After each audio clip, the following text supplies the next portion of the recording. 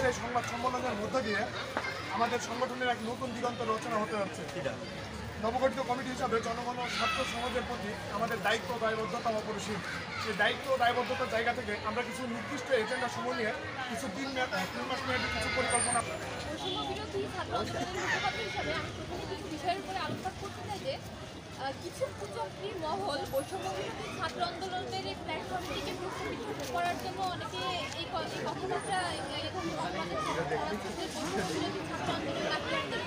বৈষম্য বিরোধী ছাত্র আন্দোলন জাতীয় নাগরিক পার্টির অংশ হিসেবে বৈষম্য বিরোধী ছাত্র আন্দোলনের বিলুপ্তি ঘটবে। আমি এই বিষয়টি ক্লিয়ার করতে চাই যে জাতীয় নাগরিক পার্টি আর বৈষম্য বিরোধী ছাত্র আন্দোলন দুইটি সম্পূর্ণ আলাদা সংগঠন। আর একই সাথে বৈষম্য বিরোধী ছাত্র আন্দোলন একটি অরাজনৈতিক প্ল্যাটফর্ম। আমাদের জুলাই আন্দোলনের প্রধান প্ল্যাটফর্মটি হচ্ছে বৈষম্য বিরোধী ছাত্র আন্দোলন। এই বৈষম্য বিরোধী ছাত্র আন্দোলন সবসময় নিরপেক্ষভাবে কাজ করবে। তারা মুক্তভাবে প্রতিটি রাজনৈতিক দলের তারা সমালোচনা করবে। দেশে ঘটে যাওয়া চলমান বিগত দিনের সকল বৈষম্য নিয়ে বৈষম্য বিরোধী ছাত্র আন্দোলন কথা বলেছে। পরবর্তী দিনে যে সকল বৈষম্যের মুখোমুখি আমাদের দেশ হবে, সকল ক্রান্তিকালীন পরিস্থিতিতে বৈষম্য বিরোধী ছাত্র আন্দোলন সত্য ভূমিকা পালন করবে। আমরা আমাদের এজেন্ডা নিয়ে আলোচনায় আসি। আমাদের বৈষম্য বিরোধী ছাত্র আন্দোলনের এই কর্তব্য এজেন্ডা হচ্ছে নারী ও শিশু নিরাপত্তা বিধানে কাজ করা। এক্ষেত্রে শিশু শ্রম মানে জাতিসংঘের ঘোষিত একটি স্লোগান সবার আগে শিশু, এই প্রতিপাদ্য থেকে সামনে রেখে বৈষম্য বিরোধী ছাত্র আন্দোলন কাজ করছে। আপনারা আমাদের বর্তমান প্রেক্ষাপটে আমাদের আলমবাগ উপজেলায় শিশু শ্রম বিষয়গুলো অনেক বেড়ে গেছে। এক্ষেত্রে অভিভাবকেরা অনেক কিছু করার থাকে না। আমরা চেষ্টা করবো এই সুবিধাবঞ্চিত শিশুদের শিক্ষার আওতায় এনে তাদেরকে যতটা কম খরচে পাওয়া যায় এই দরিদ্র পরিবারের শিশুদেরকে আমরা যথাযথ শিক্ষার ব্যবস্থার আওতায় এনে তাদেরকে শিক্ষিত করার চেষ্টা করবো। এছাড়া নারীর প্রতি আমরা দেখেছি ইতিমধ্যে বাংলাদেশের নারীর প্রতি সহিংসতার ঘটনা অনেক বেড়ে গেছে। নারীর প্রতি সহিংসতার পরিমাণ কম নয়, প্রায় 96টি ধর্ষণের ঘটনা ঘটছে। তো আমাদের আলোচনা উপজেলায় নারীরা যাতে কোনো রকম বৈষম্যের শিকার না হয় তাদের প্রতি যে কোনো ধরনের সহিংসতায় বৈষম্য বিরোধী ছাত্র আন্দোলন যথাযথ পালন করবে। এছাড়া যৌতুক বাল্যবিবাহ বা নারীর প্রতি যে কোনো সহায়তায় আইনি সহায়তা প্রদানে বৈষম্য বিরোধী ছাত্র আন্দোলন তাদেরকে সহায়তা দেওয়ার চেষ্টা করবে। এছাড়া বৈষম্য বিরোধী ছাত্র আন্দোলন আমাদের আলমবাগ উপজেলায় করতে যাওয়া যে কোনো রকম বৈষম্যের সাথে সবসময় থাকে। আমাদের বিগত দিনে যদি আপনি বলেন বৈষম্য বিরোধী ছাত্র আন্দোলন কমিটি এই সময় কেন দরকার ছিল, আমরা দেখেছি বিগত সময়ে যে কোনো ক্রান্তিকালীন পরিস্থিতিতে আলমবাগাতে নেতৃত্ব দেওয়ার মতো যোগ্য প্ল্যাটফর্ম বা সেরকম কমিটি বা নির্দেশনা আমরা পাই। তো আমি আশা করব পরবর্তী দিনে বৈষম্য বিরোধী ছাত্র আন্দোলন একটি যথাযথ শক্তিশালী একটি প্ল্যাটফর্ম থাকবে, যা আমাদের যে কোনো পরিস্থিতিতে আমাদেরকে দিক নির্দেশনা দিবে যে আমাদের দেশের প্রতি রাষ্ট্রের প্রতি আমাদের করণীয়টা কী হতে পারে।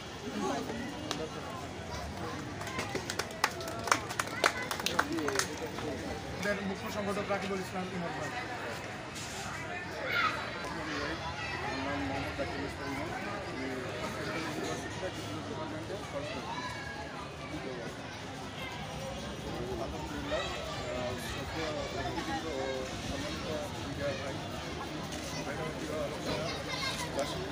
বিশ্ববিদ্যালয় ছাত্র আন্দোলন উপজেলা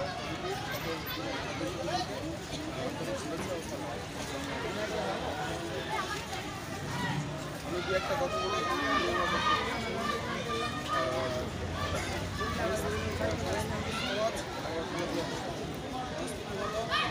এমন এক বিষয় যার উপায় যার মাধ্যমে সে তার সমাবদ্ধ মানুষের আপনারা জানেন যে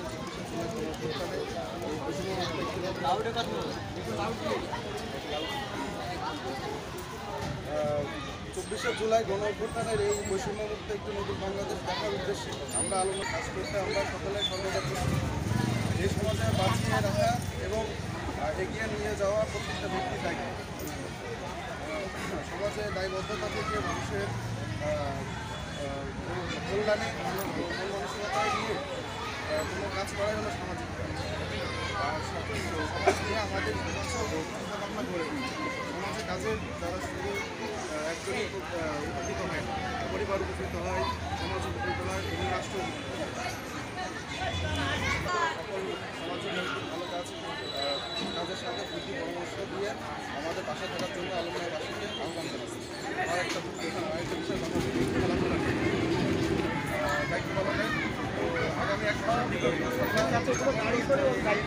আলোচনা করবেন আমাদের সদস্য সচিব মহোদয় আরাফাত রহমান। আগে বলে দিতে চাচ্ছি শাকিব মাহমুদ অল্প কিছু বিষয় নিয়ে সর্বপ্রথম বলতে চাই সেটা হচ্ছে আমি ভলেন্টিয়ারিজম নিয়ে একটু কথা বলতে চাই।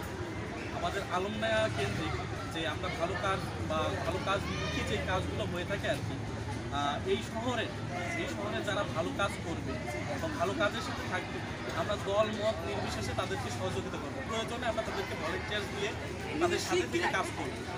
আমাদের কাছে মনে হবে যে আলমনায়া শহরে যদি উন্নয়ন হয় তাহলে আমরা সেই কাজে থাকবো এবং সেটা যে কোনো দলের হতে পারে। ঠিক আছে, ধন্যবাদ। আমার কাছে ছাত্র আন্দোলন আলমডাঙ্গা উপজেলার সদস্য সচিব।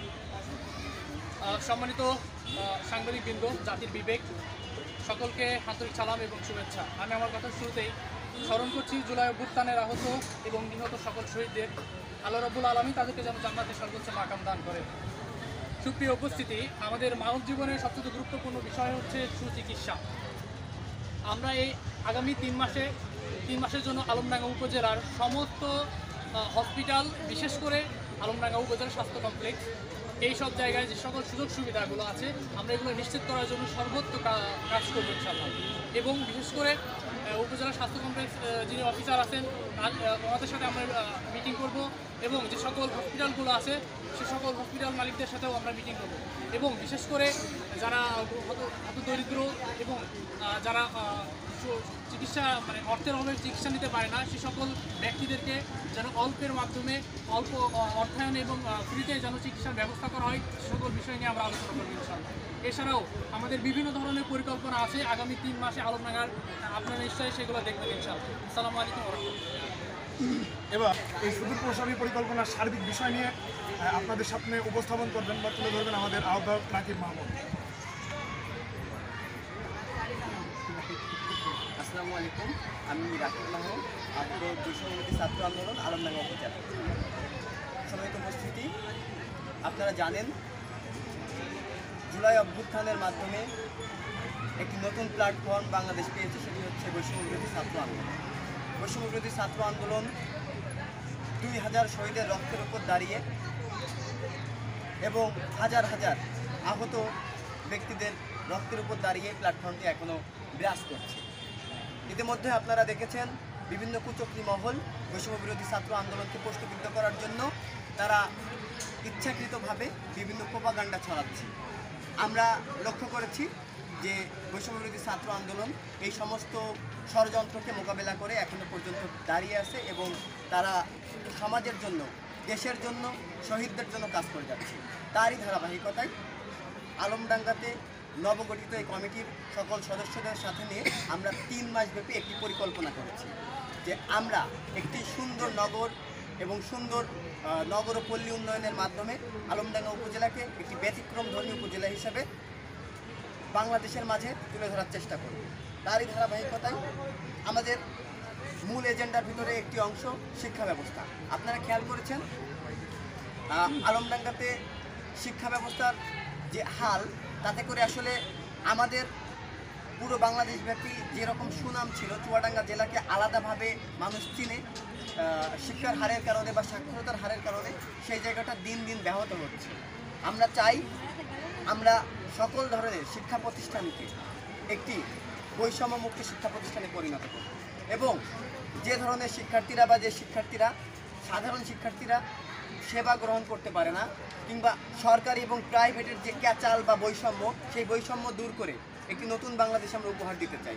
আপনারা খেয়াল করেছেন যে টাকার অভাবে দরিদ্র শিক্ষার্থীরা তাদের প্রাইভেট প্রতিষ্ঠানে যায় না, কিন্তু সরকারি প্রতিষ্ঠান যেখানে সরকার সবচাইতে ভালো ভালো শিক্ষকগুলো নিয়োগ দিয়ে রেখেছে, যাদের উচ্চ শিক্ষার কারণে তারা সরকারি প্রতিষ্ঠানে চাকরি করছে।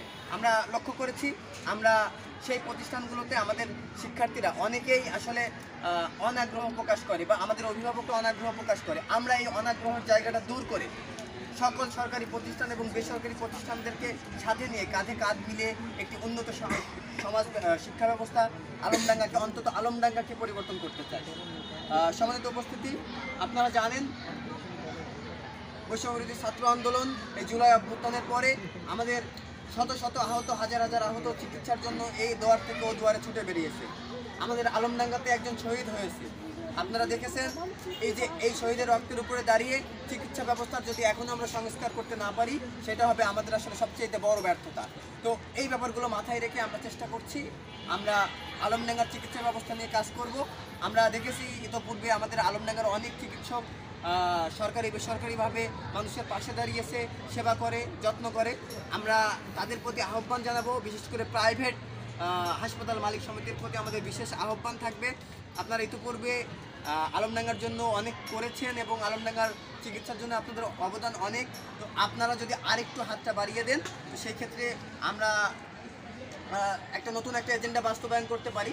যারা আসলে একেবারেই তৃণমূলের চিকিৎসা গ্রহণ করতে পারে না বা দরিদ্র দুরবস্থায় চিকিৎসা গ্রহণের অভাবে, চিকিৎসার অভাবে ভোগান্তি পোহাচ্ছে, তাদেরকে সাথে নিয়ে তাদের জন্য একটা বিশেষ কোনো ছাড়ের ব্যবস্থা করা যায় কিনা, আমরা এই ব্যাপারে সকল বেসরকারি এবং সরকারি হাসপাতাল কর্তৃপক্ষের সাথে কথা বলবো এবং চেষ্টা করব আলমডাঙ্গাতে উপজেলা স্বাস্থ্য কমপ্লেক্স এবং সরকারি খাতের যে সেবাগুলো রয়েছে, সেই সেবাগুলো থেকে মানুষ যাতে দূরে না সরে যায়। কারণ সবচাইতে ভালো আমাদের চিকিৎসকগুলো রয়েছে উপজেলা স্বাস্থ্য কমপ্লেক্স এবং সরকারি হাসপাতালে।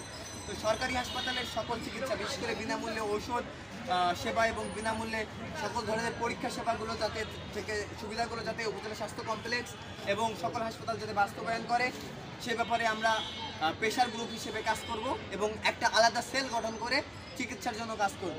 আমরা একই সাথে আলমডাঙ্গার আপামর জনগোষ্ঠীর প্রতি আহ্বান জানাতে চাই, যেখানে অন্যায় দেখবেন, যেখানে দুর্নীতি দেখবেন, অনিয়ম দেখবেন, আপনারা প্রতিরোধ গড়ে তুলবেন।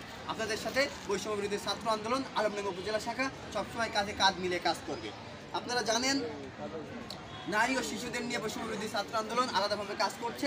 নারী অধিকার নিশ্চিত এবং শিশু নির্যাতন এবং শিশুদের হয়রানি বা শিশু শ্রম বন্ধের জন্য বৈষম্যবিরোধী ছাত্র আন্দোলন আলমডাঙ্গা উপজেলা কাজ করবে। আপনারা জানেন যে অনেক ক্ষেত্রে আলমডাঙ্গার শিশুরা এবং আমাদের অভিভাবক শ্রেণীরা আসলে পরিস্থিতির শিকার। আমরা চেষ্টা করব আমাদের নারী ও শিশুদের নিয়ে আলাদা কাজ করার জন্য এবং বিশেষ করে যে পরিস্থিতির শিকার তাদেরকে আমরা চাই যে একটি সুন্দর ওয়ের মাধ্যমে, তাদের একটা পথ দেখানোর মাধ্যমে তারা যাতে আসলে সঠিক শিক্ষা ব্যবস্থা পায়। কারণ অনেকে আসলে আর্থিকভাবে অসচ্ছলতার কারণে শিক্ষা গ্রহণ থেকে বঞ্চিত হয় এবং বাচ্চাদেরকে কাজে পাঠাই। তো আমরা চাই তাদেরকে একটা প্রপার সংস্কারের আওতায় এনে তাদের জন্য কাজ করতে। বৈষম্যবিরোধী ছাত্র আন্দোলন সকল দুর্নীতি, অনিয়ম এবং অবিচারের বিরুদ্ধে একটি প্রতীয়মান সংগঠন হিসেবে থাকবে এবং অ্যান্টি ফ্যাসিস্ট সংগঠন হিসেবে সবসময় কাজ করবে এবং আমরা সকল দল মত নির্বিশেষে সকলের সাথে কাঁধে কাঁধ মিলিয়ে সকলের পরামর্শক্রমে একটি সুন্দর বাংলাদেশ বিনির্মাণের অংশ হিসেবে একটি সুন্দর আলমডাঙ্গা প্রতিষ্ঠার জন্য কাজ করব। এক্ষেত্রে আমাদের সকল এজেন্ডা বাস্তবায়নের জন্য আমাদের যে কোনো ধরনের ভুল ত্রুটি এবং যে কোনো ধরনের সংশোধনী আপনারা আমাদেরকে ধরিয়ে দিয়ে আমাদের পাশে থাকবেন। আমরা বৈষম্যবিরোধী ছাত্র আন্দোলন আলমডাঙ্গা উপজেলা শাখার পক্ষ থেকে সেই আহ্বান জানাই।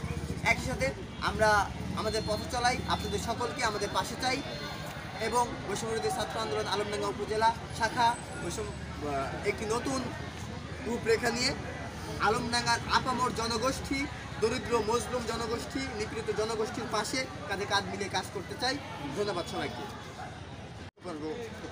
আমার একটা প্রশ্ন, আলমডাঙ্গা উপজেলার পক্ষ থেকে উপজেলা পরিবার পরিকল্পনা এবং স্বাস্থ্য কর্মকর্তা মহোদয়ের সাথে বসেছি এবং আলাপ করেছি, গ্রহণ করবো এবং আমরা চাই আগামী 1 মাসের ভিতরে একটা দৃশ্যমান কিছু আপনাদের আলমডাঙ্গাবাসীকে উপহার দিতে, যাতে করে আলমডাঙ্গাবাসীর আপামর সাধারণ জনতা তারা যাতে সরকারি সেবাগুলো গ্রহণ করতে পারে এবং সকল ধরনের অনিয়ম যাতে দূর হয় সেজন্য আমরা কাজ করব। বাংলাদেশের দুইটা এখন তাই ধর্ষণ, চুরি, ডাকাতি এগুলো একটা আপেক্ষিক ব্যাপার হিসেবে বাংলাদেশে বর্তমানে আসলে বিরাজ করছে। তো আমরা দেখেছি যে বর্তমান সরকার, অন্তর্বর্তীকালীন সরকার সেটা অনেকটাই ক্যাপচার করতে বা মোকাবিলা করতে সক্ষম হয়েছে। তো সেই জায়গা থেকে আমরা বৈষম্যবিরোধী ছাত্র আন্দোলন আমাদের আহ্বান থাকবে আমাদের সমাজের প্রতিটা স্তরে আসলে আমাদের সকলকে, আমাদের আপামর জনগণকে আসলে সচেষ্ট হতে হবে।